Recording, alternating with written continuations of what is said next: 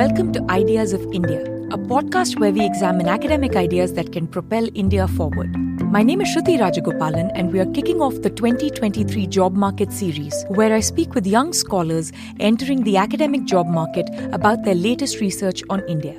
Our first scholar in the series is Duncan Webb, who is a PhD candidate in economics at the Paris School of Economics. He received his BA in PPE at Oxford University and his Master's in Economics at the Paris School of Economics. His research lies at the intersection of development and behavioral economics. We spoke about his job market paper titled Silence to Solidarity, using group dynamics to reduce anti-transgender discrimination in India. We talked about deep-rooted prejudice versus marginal prejudice, preference falsification, behavior in group settings, marriage endogamy, caste prejudice, and more. For a full transcript of this conversation, including helpful links of all the references mentioned, click the link in the show notes or visit mercatus.org/podcasts.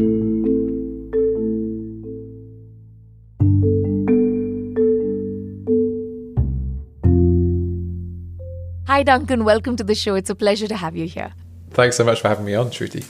Yeah, so I'm actually really fascinated by what you're doing because transgender community and both the kind of rights they've gained in India and the kind of discrimination they've had historically, there's been a bit of a tipping point, thanks to the Supreme Court judgment in Nalsa, a whole bunch of regulatory and legal interventions that have taken place.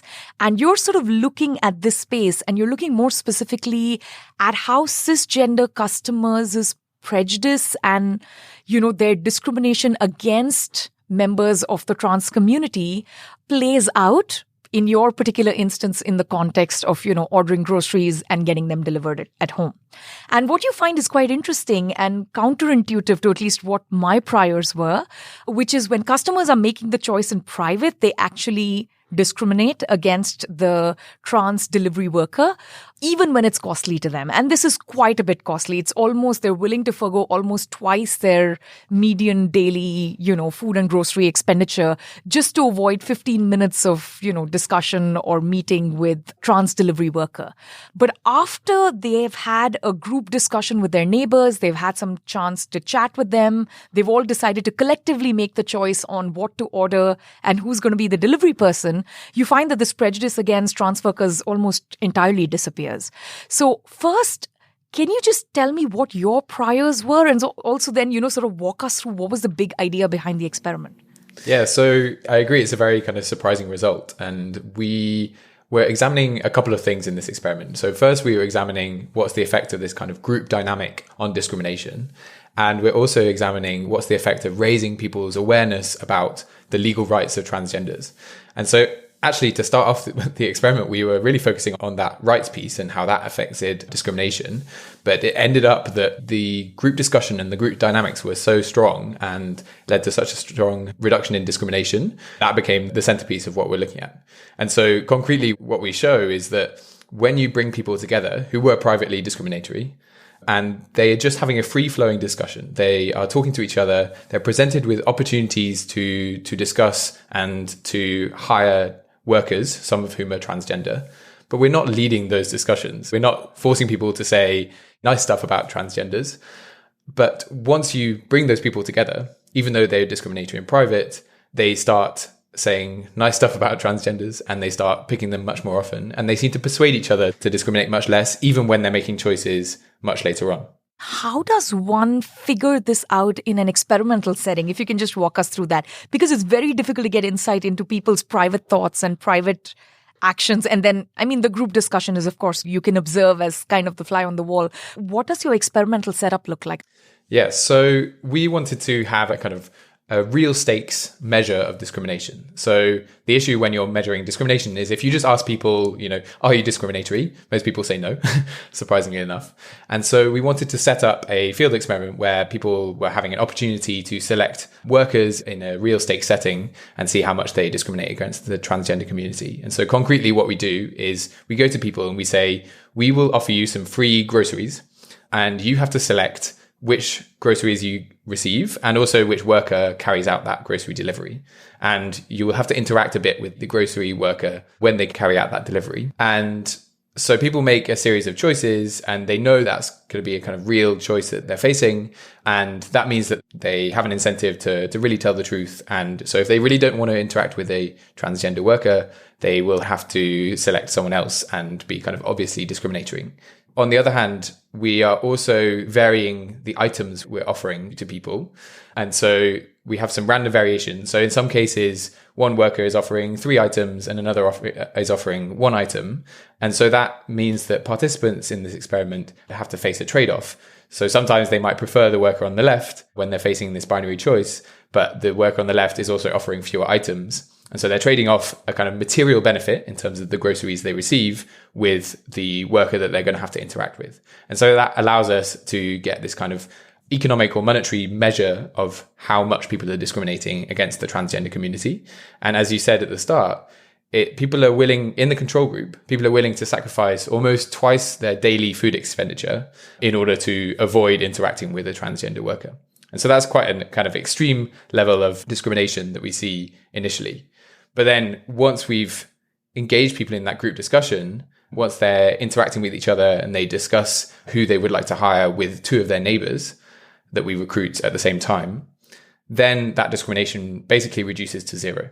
So I want to break this down. So the first part of what you find, which is the control setting, it's very Beckerian, right? It seems like it's very much a deep-seated prejudice in that they are willing to pay for this particular preference or prejudice that they have to discriminate against someone from another group. Now, the way my prior was said is, okay, they do a group discussion, they're likely to maybe virtue signal in the group, or they know it's illegal to discriminate. So, in a group setting, they don't discriminate. But when they go back to their private setting, they once again indulge in the same behavior. Maybe there are some marginal differences. Maybe the group discussion made a slight impact on their prejudice, but you would still expect it to be about, the same. But what you find is that after the group discussion setting, even when they go back and make these choices in private, the discrimination almost disappears, right? So to me, that is the super surprising part. So what exactly is going on? Because it seems something far more than virtue signaling, which is what I would expect in like the Beckerian traditional, taste and preferences model of prejudice.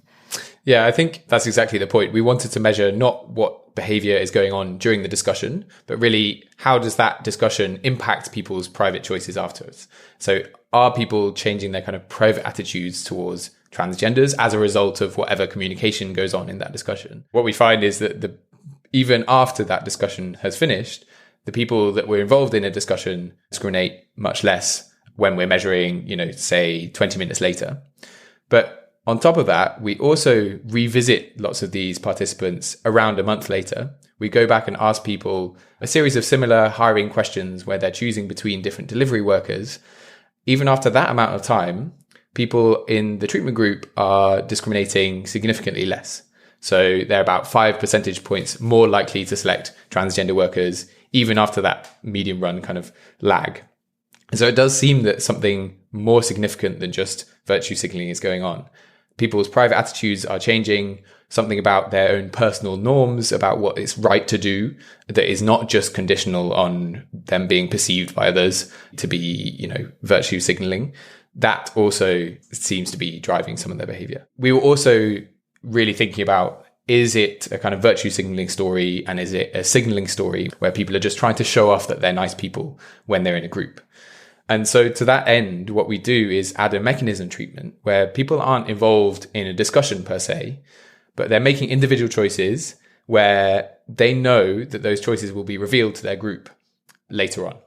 And so this was exactly to test the theory that you just had. If people are virtue signaling, then when they know that their choices will be made public to someone, that implies that you should discriminate much less in that case as well. But what we find, kind of surprisingly enough, is that doesn't do much on its own. So just making your choices public is not enough to make you discriminate less. Yeah. And so there's something about the discussion. Yeah, exactly. So there's some magic sauce in the discussion where that discussion is causing people to change their minds and change their behavior much more than a simple virtue signaling story would suggest. And in particular, we are thinking there's a kind of group norm that emerges during the discussion that wasn't there before. And that might be kind of driving what's going on. So, the other hunch I had on this, and tell me what you think about this, is let's say that there's someone from an out group where, this need not be someone from the trans community, but anyone from another group, could be another language, could be another caste, could be another gender.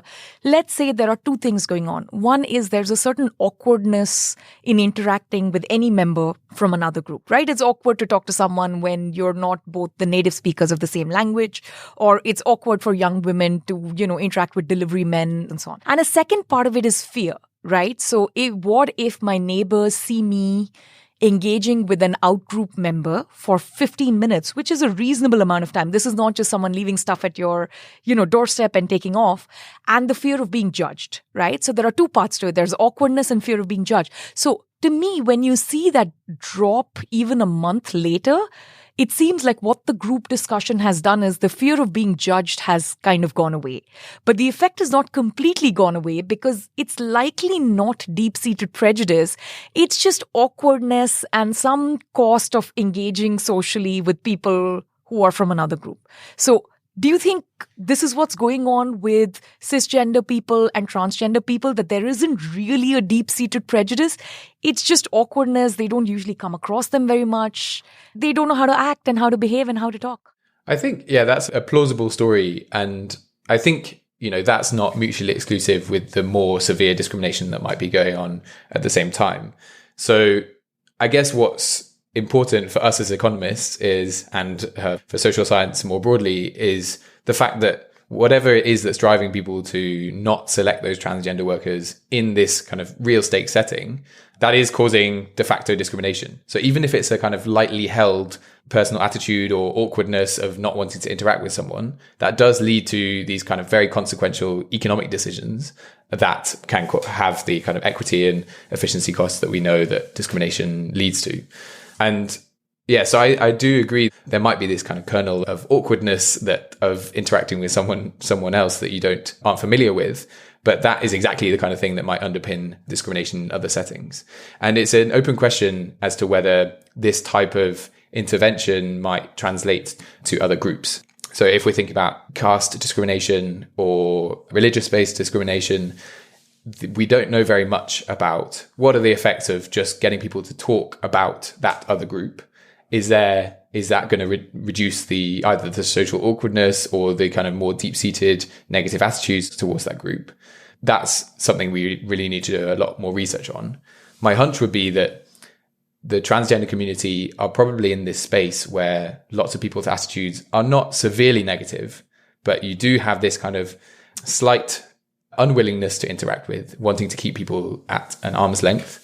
And that alone is sufficient to drive discrimination, but it also might be more kind of amenable to changing as well. That's exactly what I got from the paper, which brings me to the question of how does this differ from other kinds of discrimination, which are much more rooted in deep-seated prejudice, right? So here, caste is an important example, as is religious discrimination. So, a lot of the anecdotal narrative we have, especially since we've had this explosion of digital revolution in India and WhatsApp groups and so on, is that there were privately held preferences that were, sort of discriminatory or bigoted against an outgroup member.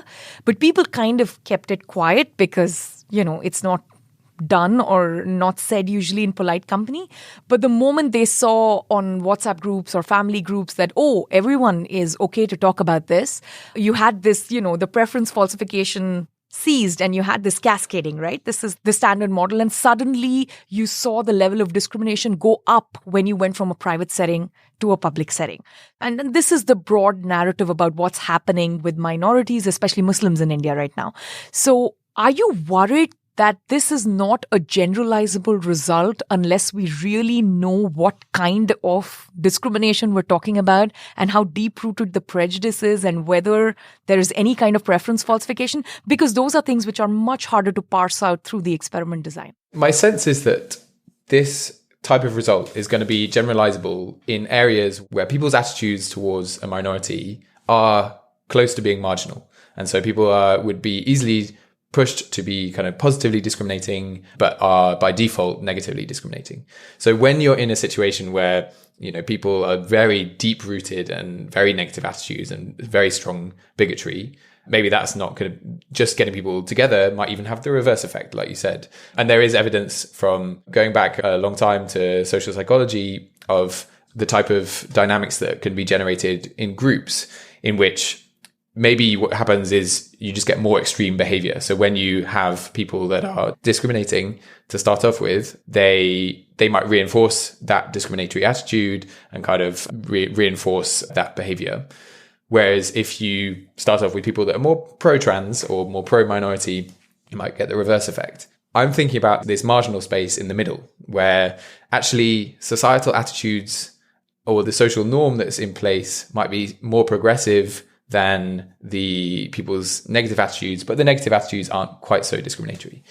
And I do think that there are other groups it's possible to think about where there's a norm of helping this group, but people still want to keep them in arm's length. And so in the US or the UK, for example, you might think about homeless people or people with disabilities, people of socioeconomic disadvantage, like people living through poverty or the Roma community.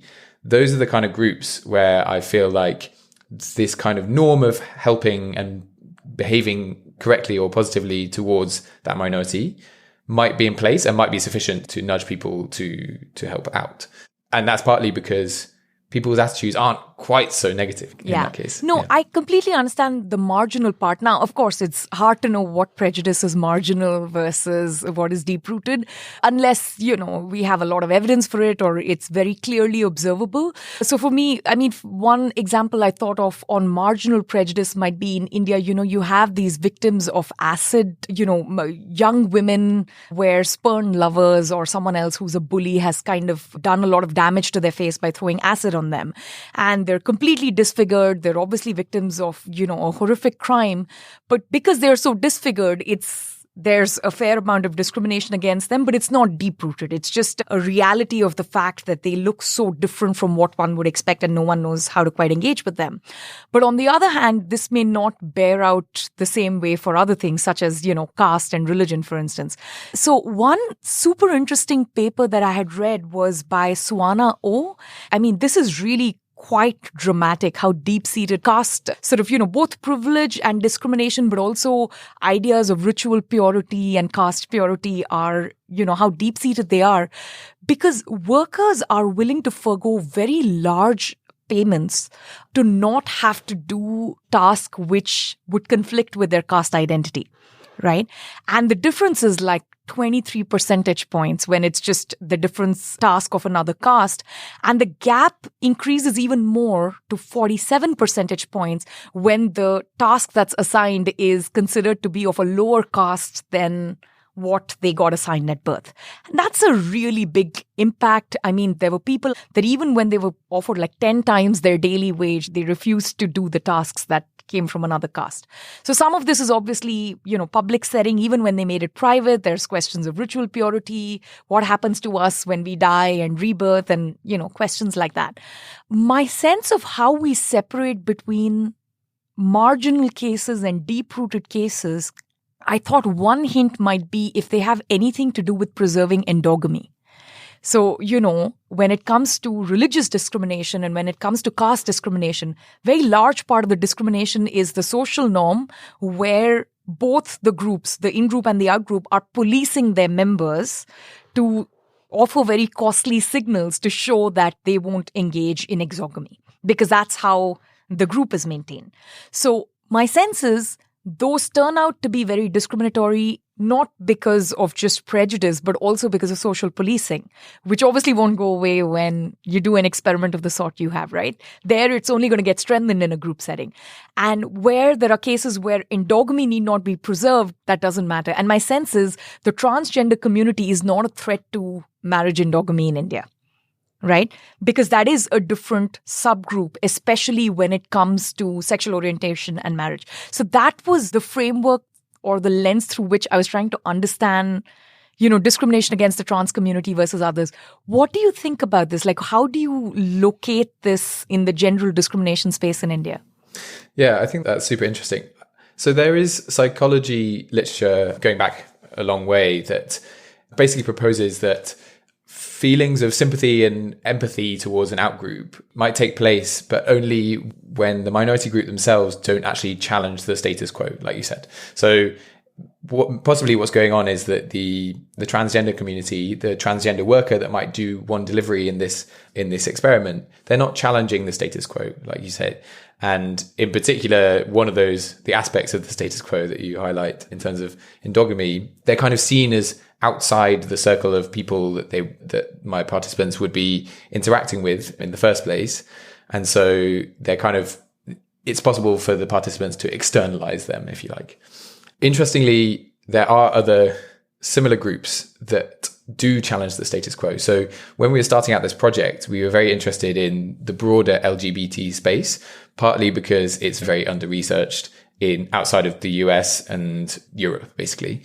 And so we were doing a lot of qualitative work, a lot of focus group work, speaking to people about their attitudes towards transgenders and towards gay men mostly. And when you talk about transgenders, people are mostly pretty positive, at least in Tamil Nadu where we're working. However, if you talk about gay men, the idea of being homosexual, that seems to challenge the status quo much more. And that's where people become much more negative and have much more obviously negative attitudes. And so one narrative that surfaces quite frequently is it the case that if there are lots of people who are homosexual, the fertility rate of people in the state will be very low, and so we'll run out of babies immediately.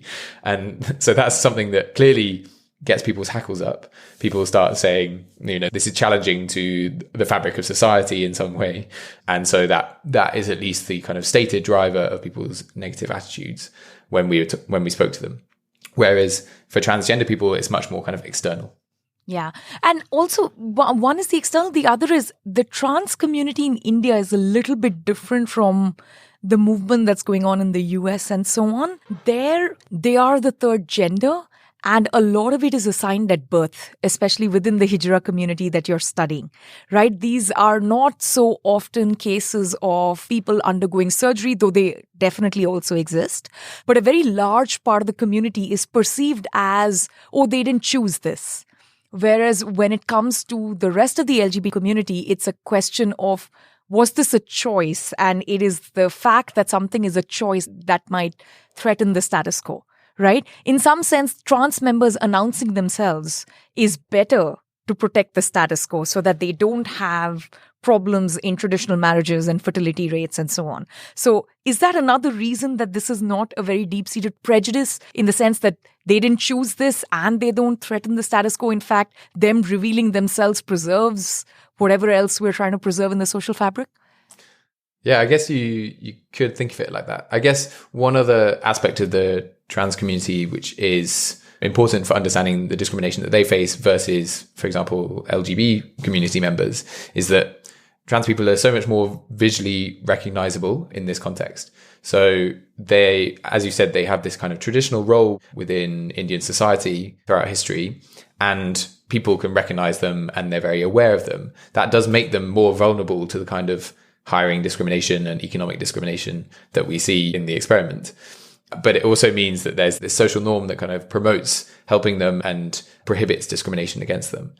And so that is very different to the type of discrimination that the LGBT community face, because I think the first order concern for them is having to hide their identity for such a long time throughout their entire lives that actually the mental health costs potentially of that are enormous. And that's something that I'm very interested in trying to do more research on in the future. No, and this is also interesting to me because to go back to the legal question that you first started out your research with, right? Right now, the marriage equality case is currently under consideration at the Indian Supreme Court. So there is a genuine question of norm setting. And to me, it seems like a part of the group discussion, at least, though not all of it, is responding to a certain legal or constitutional norm that is out there and that's set right at the top. And people are responding to that. And so how will norm setting change their attitudes towards the LGBTQ community, right? Not just the trans, if things like marriage equality go through in the Indian Supreme Court. So I guess this is also an interesting question about policy implications of norm setting, which seem like, oh, can norm setting really do that much? But what you find is, at least in some kinds of discrimination, they go quite a long way. Yeah, indeed. So there's a long literature in law and economics, which I'm sure you know very well, that talks about the expressive law hypothesis. And basically the idea here is that when a law is enacted or the Supreme Court makes a judgment, that can signal to people that society has certain values. And in particular, when you're looking at a Supreme Court judgment, such as the Nelson judgment in 2014, that affirmed the rights of transgender people in India, the fundamental rights according to the Constitution. Once people are made aware of that law, they're going to interpret that as a signal that actually, oh, society is becoming much more accepting towards transgenders than I thought. And so that's exactly the hypothesis we wanted to test in this study. So especially because lots of people in our context in Tamil Nadu, they maybe had some hunches about the law, but they didn't know about specific laws. And so you can change people's beliefs about the law and then examine how that affects the levels of discrimination. So concretely, what we do is tell people about this Supreme Court judgment. And then that also, similarly to the discussion that we mentioned earlier, that also reduces discrimination significantly in the short run. As you say, though, there's a question around how this affects whether something similar could occur for the LGBT community. And so the Section 377 ruling that happened a few years ago, which basically decriminalized homosexuality, that potentially has the power to reduce discrimination against the LGBT community. But again, one of the issues is that lots of people don't know about it. The awareness levels are very low, and that's a problem that is kind of more concerning in places with slightly lower state capacity like India compared to in the US, where Supreme Court decisions are going to be so widely publicized that everyone knows about them. And so, but yeah, I think the expressive power of Supreme Court judgments, especially when the Supreme Court is such a highly esteemed institution in India, despite some of the concerns about the independence of it more recently, the people's attitudes, when we've done kind of qualitative work, people always say, yes, it's an amazingly trustworthy institution. And so if people are hearing that this amazingly trustworthy institution is legalizing same-sex marriage, they might have second thoughts about their attitudes towards the gay community. And I think that potentially could have a really powerful effect. And when we're thinking about policy implications, the scalability of a law change is in some sense very easy. You just have to write something down on a piece of paper, and there's no kind of massive costs of running an intervention where you have to get everyone to talk to each other or running a big social program. If you can get a law enacted that signals this positive social value and raise awareness about that law, potentially through, wider media channels, if you're broadcasting on TV and on radio and on social media about the legal rights of minorities, that could be a very cost-effective way of reducing discrimination on a wider societal level. I think, again, just the caveat that only in marginal cases, right? Because we have outlawed, caste discrimination. There are a whole bunch of laws. I mean, statutes, atrocities against scheduled caste, scheduled tribes, things like that, against hate speech. They've been on the books for about 75 years, and you don't see the needle moving in a very big way in the statutory sense, or even in terms of like those cases coming to court. So I think I agree with you. There's a lot to be gained in cases where the prejudice or the discrimination is on the margin, like very marginal cases, but the deep discrimination or prejudice cases are like clearly going to be slightly different, harder to solve with expressive voting. So, when I look at what you've written in the rest of the literature, right, and this is, like I said, work by O on caste discrimination in the job setting, by Matt Lowe, who's looking at like cricket teams and people working together versus, in adversarial situations, Arkadev Ghosh, who's looking at, people, factory workers on a conveyor belt, either doing high dependency jobs or, low dependency joint production and so on. I find that it confirms the economic logic a lot, which is now we can literally sort of, rank prejudices depending on how severe or deep-rooted they are. and you can literally price it, right? You can price it in the job setting. You can price it in terms of, lags in production or inefficiencies in production, depending on how long it takes for the groups to start working together. You can check it out in team outcomes when it comes to Matlow's work and so on. What are the economists missing in this literature would be my question, because all of this just confirms the economic view of how discrimination actually plays out. Yeah, so I think lots of the literature on discrimination has focused on people's kind of individual decisions and potentially how that's impacted by interacting with another minority. So there's, like Matlow's paper, we examine, okay, if you're talking to or if you're playing on a cricket team with someone else from a different caste, or if you're working with someone from a different religion, how does that affect my own individual choice to discriminate or not? That is usually modeled in economics as this kind of prejudice parameter. So this deep-rooted thing where we don't want to interact with the minority. Or maybe it's a statistical discrimination story in which I have a belief that someone from another caste or from another religion is going to be less reliable or perform less well on a job. And so in both those pictures, typically we think that preferences are very hard to change. And typically we think that beliefs will only change if you receive new information. So maybe I interact with someone who is a super performer, and so I change my beliefs about the minority in general. But in my case, what I'm showing is that there's no information that's being given to people in discussion, additional information that's coming from the outside. They're just talking to each other. And people change how much they discriminate significantly after a very short interaction. And so they appear to be changing this, whatever we would call it, or whatever we modeled it as a kind of deep-seated preference parameter. But it's not that deep-seated because it changes dramatically in the space of 10 minutes, and it changes based on a discussion that naturally arises. And so I think that what the typical models that we use in economics are missing is the notion of a group and the notion of being influenced by what happens around us. And so that means taking into account a couple of things. One is social norms, as we kind of noted so far, that things like virtue signaling, things like the norm of not discriminating are going to be affecting people's behavior. But also that's a very dynamic process where it seems like that norm emerges as part of the discussion. And so I think also need to do is incorporate ideas of kind of mutual persuasion and how people are interacting with each other and communicating with each other.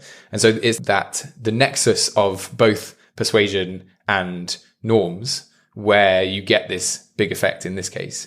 And I think that's the kind of model that is useful to explain what's going on in my case and isn't the typical kind of individualistic model that we see in the literature.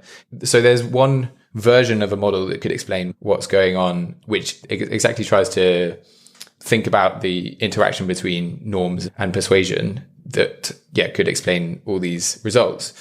And that would be that possibly people are both trying to match what's going on in their group. They want to conform to their group. They think everyone else is discriminatory initially, but they also want to signal that they're a good person. So those are two very natural motivations that people might have. And so when you're just making a choice in private, then you're just going to follow your private attitudes and they're negative. So you discriminate in private.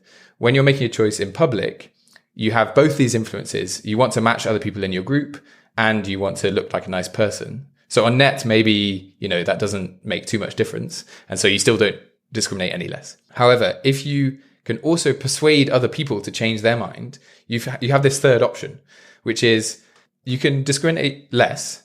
You can signal that you're a good person, and you can also persuade everyone else to come with you. And so in that case, you get both the benefits of conforming to your group because you've kind of persuaded everyone to join forces and discriminate less, but also you get to signal that you're a good person. And so this would explain some of the results, but it really requires both the norm story and the persuasion story to fit together and slot together to explain all the data that we see. What else are you working on? So I'm working on, the most related project I'm working on is a project in Madagascar, thinking about the interaction between social norms and stigma and taboo. And what we're trying to do is understand how well can we change a social norm that harms teenage girls. And that social norm is the one that prohibits talking about menstruation. So basically in our context, it's very taboo to talk about menstruation. And so people don't know much about how to manage it. And there's also significant kind of teasing and bullying that happens at school because of menstruation. That means that potentially girls can end up not attending school because of the bullying or teasing that they find. And so what we partner with an NGO, CARE, to evaluate a program they're looking at, which is called the Jeune Fille Leader program, the Young Girl Leader program. And basically what they do is they nominate ambassadors for menstrual hygiene and hygiene more broadly in each of the schools that we're working in.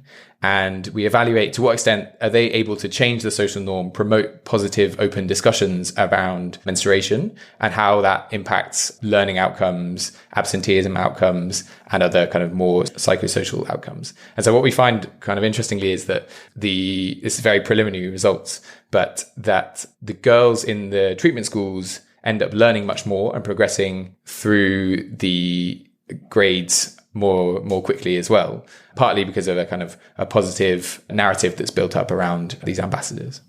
No, that's really cool. And this is also a big problem in the rest of the global south, right? There's a big problem in other parts of Africa. There's a big problem in South Asia. So it's quite cool that you get that result. And hopefully, you'll see more of this. But thanks so much for doing this. This was such a pleasure. Thanks so much, Shruti. It was a pleasure to be on. Ideas of India is produced by the Mercatus Center at George Mason University. If you enjoy this podcast, please subscribe on Apple Podcasts, Spotify, or your favorite podcast app. Help us grow by giving us a rating and leaving a review. Follow us on Twitter at @SRajagopalan and at Ideas of India. Also check out our initiative commemorating 30 years of India's market reforms at the 1991project.com.